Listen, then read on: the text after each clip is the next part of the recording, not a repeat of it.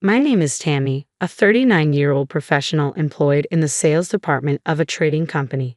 From my college days, I've been drawn to leadership roles, adept at rallying people together.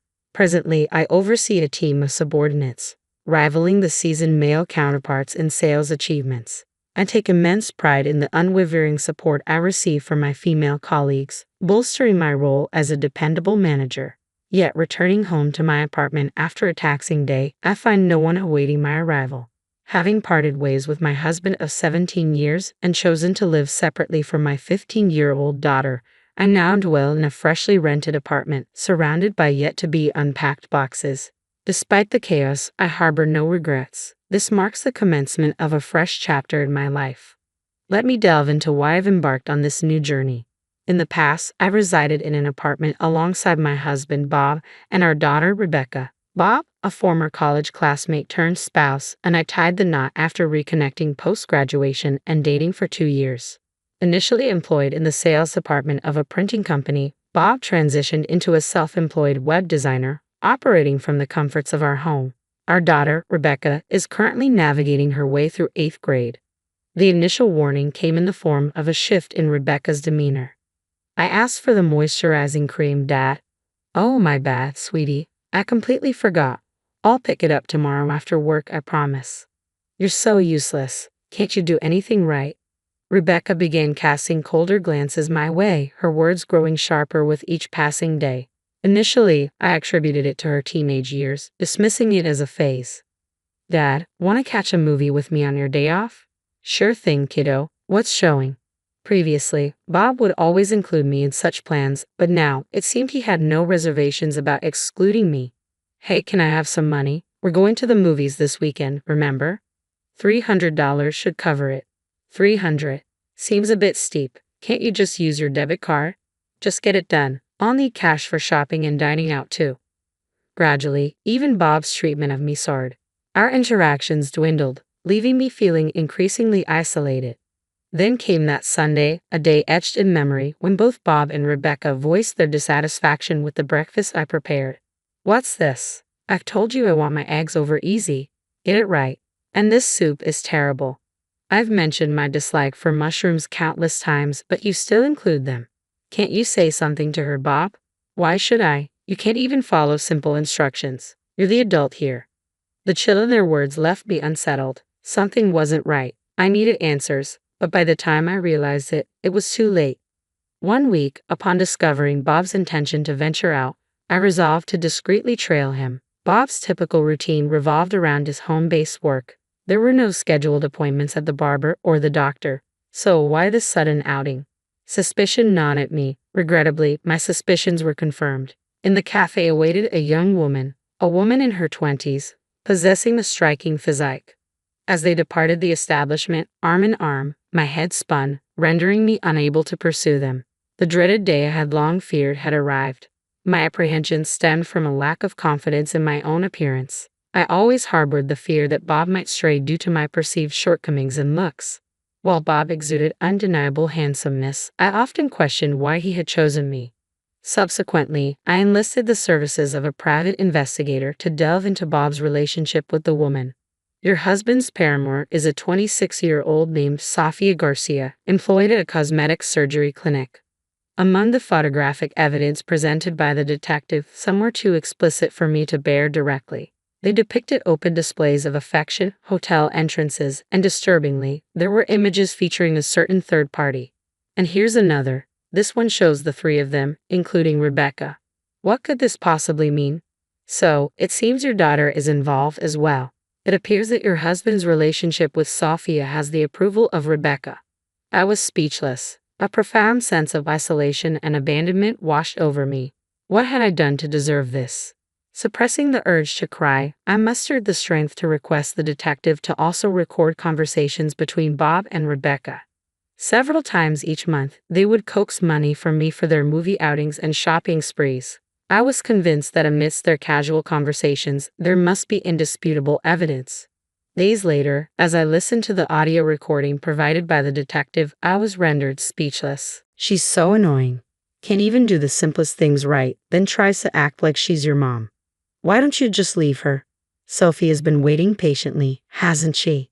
Speaking of which, Rebecca, I think it's too early to talk about divorce. That's ridiculous. Sophia's been waiting, hasn't she? I discussed it with Sophia. I can't stand being around that ugly woman. Same here, but she's the one bringing in more money.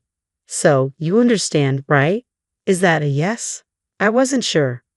Yeah, that's the plan. If I rush into a divorce, I'll lose access to that money. We need to proceed cautiously, withdraw as much as we can, then let Sophia move in. Exactly. I'll need to gauge if Sophia can handle that lifestyle, and if not, I'll have to persuade her. But I think she'll be fine. She's so accommodating. Beautiful women just have a different way about them, you know? Yeah, I get it. I regret it deeply. Marrying that unattractive woman was the biggest mistake of my life. That evening, beneath the scalding spray of the shower, tears streamed down my face. I wept until there were no more tears left to shed, and in that moment, I resolved to take action. Enough was enough. If that was their scheme, then so be it. I refused to be taken advantage of any longer. I vividly recall the arduous weeks that followed. Each day, I buried my emotions and forged ahead with the preparations for my liberation. Even on the day of Rebecca's middle school graduation, my heart remained numb to any profound sentiment. Oh dear, I can't seem to settle on a hairstyle. It's quite vexing. Whose genes sculpted this face? Truly, Rebecca bore an uncanny resemblance to me. Gazing into the mirror, I brushed off her usual snide remarks. Hey, I need some cash. Around $400 should cover it. What else would a kid need $400 for? Besides, it's your graduation today, right? Obviously, I'll be hanging out with friends afterwards and grabbing dinner with Dad. Reluctantly, I handed over the $400, silently declaring it the final time. Rebecca accepted the money without a hint of gratitude. Hey, I'm planning to get plastic surgery soon. Plastic surgery? So you're bidding farewell to this face that supposedly resembles mine. I can hardly wait. A complete makeover before high school kicks off. Okay. Ha, I'm surprised. I expected you to be more opposed to it. What a disappointment. Well, I won't interfere. It's your body, Rebecca. You get what I mean, right? It's only natural to consider plastic surgery with a face like this. It's your fault, she asserted. Later, I drove Bob and Rebecca to middle school. Just before reaching the school, Rebecca requested I stop the car. Dad and I will get off here. You can head home, you know. I don't want my friends to see you, right? Of course, I replied, heading back home. I had no inclination to attend the ceremony. Everything proceeded according to plan, a welcome relief.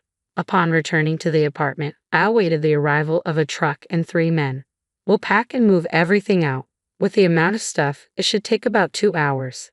Thank you. I appreciate your assistance. That day marked my relocation to a new apartment, leaving the divorce papers on the table of the old one. I had requested time off from work and spent it touring various domestic destinations, relishing the rare freedom. Though perhaps I could have savored it more without the persistent calls from Bob and Rebecca. A few days later, I returned to the new apartment, refreshed from my journey. After finally picking up one of Bob's incessant calls, he exclaimed, "You finally answered. Where are you? What are you up to?" "Just relaxing in my room, watching TV. Why the urgency? You sound flustered. Is everything all right?" "What do you mean? Is something wrong? What do you mean by your room? Explain yourself properly." "There's nothing." "What do you mean? You saw it, right? The divorce papers." "That's it. No further explanation needed, right?" "So you knew about About what?" "If you mean your affair, I knew. I have no intentions of backing down. I figured, with your income, you can't support Rebecca. Tough luck, I'm filing for divorce and seeking alimony too." "Who says I'm going to pay alimony? We should discuss this matter calmly." "Sure, you can bring Rebecca along or not. It doesn't matter to me." With no desire to continue the conversation, I abruptly ended the call, powered off my phone, and severed all contact. I chose the cab for our discussion, the very same one where I had first seen Bob meeting with Sophia. But this time, only Bob showed up. There was no sign of Rebecca. She must be recovering from her plastic surgery. Poor girl. "Who's that with you?" I inquired. "This is my attorney, Mr. Johnson," Bob replied. "You brought a lawyer?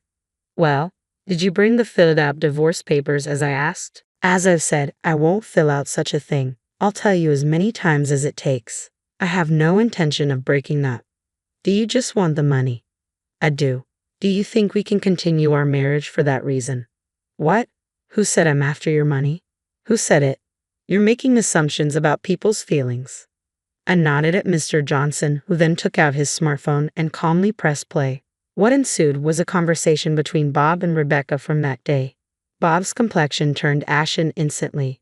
It's quite an experience to hear your own derogatory remarks played back to you. I don't want to breathe the same air as that ugly woman. If I carelessly break up with her, I won't be able to use the money. Bob's voice echoed through the cafe. No matter how many times I hear those words, they pierce straight through my heart. Knowing that this is his true sentiment sends shivers down my spine. A recording? What the hell do you think you're doing? Bob exclaimed. What am I doing? I think I should be the one asking that. Did you use the money? I want to clarify something before we proceed. You have been seeing Sophia, correct? I asked, studying Bob's expression. Yes, that's correct, Bob affirmed, nodding.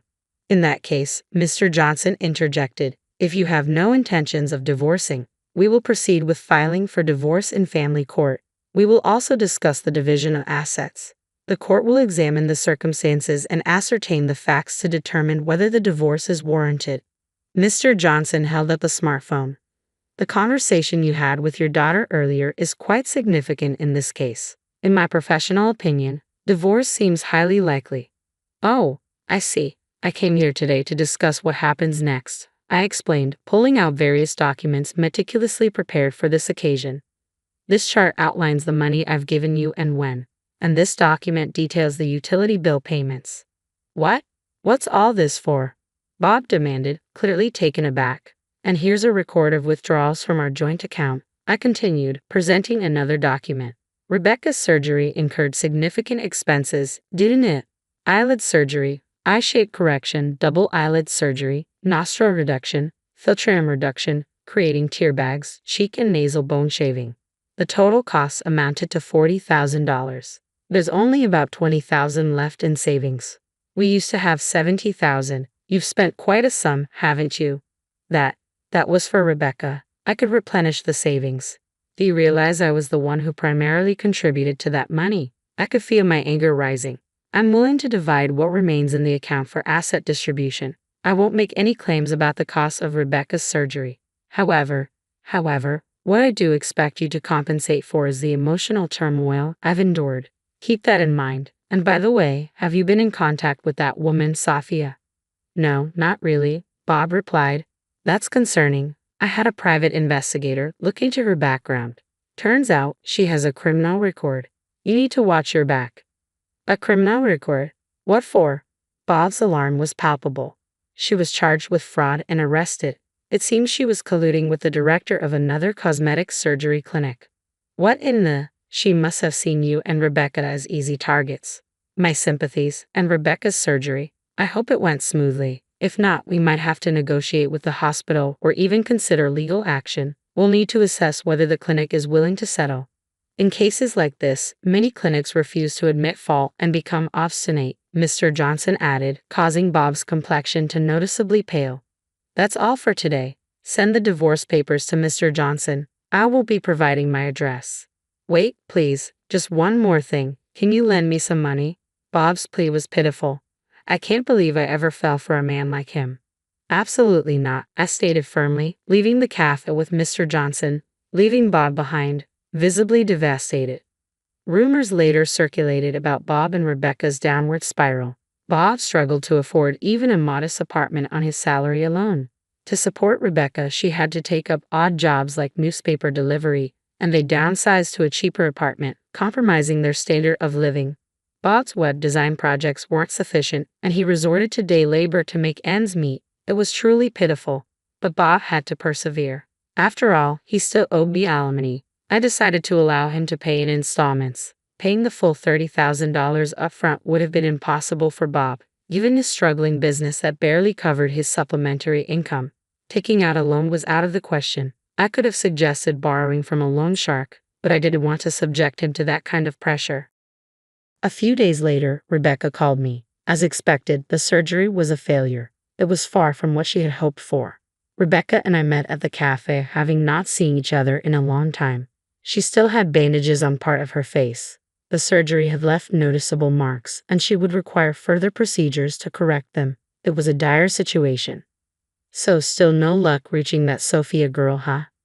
Yeah, you were spot on, Mom. She saw us as easy targets, Rebecca remarked, gazing out the window with a thoughtful expression. She appeared more mature to me than ever before.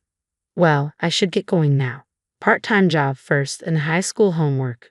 My schedule's pretty packed, she explained. Good luck. I wished her. Thanks, Mom, and I'm really sorry for all the trouble I've caused, Rebecca apologized sincerely. No need to suddenly be so polite. I won't be giving you any more money, okay? I won't bring it up again. With a nod, Rebecca left the cafe, marking the beginning of where I am today. I have few regrets. I'm content with my current life. Rebecca is practically independent now, and I hold no lingering feelings for my ex-husband, who had little to offer besides his appearance. I saw him recently in town, covered in dirt, working in construction gear and a helmet. Did he always have such sorrowful eyes? He looked entirely different. I hardly recognized him. Making a living is challenging, and he deserved to face difficulties after squandering so much money. It's not all about looks. I truly believe that now. I'll continue to do my best just as I am.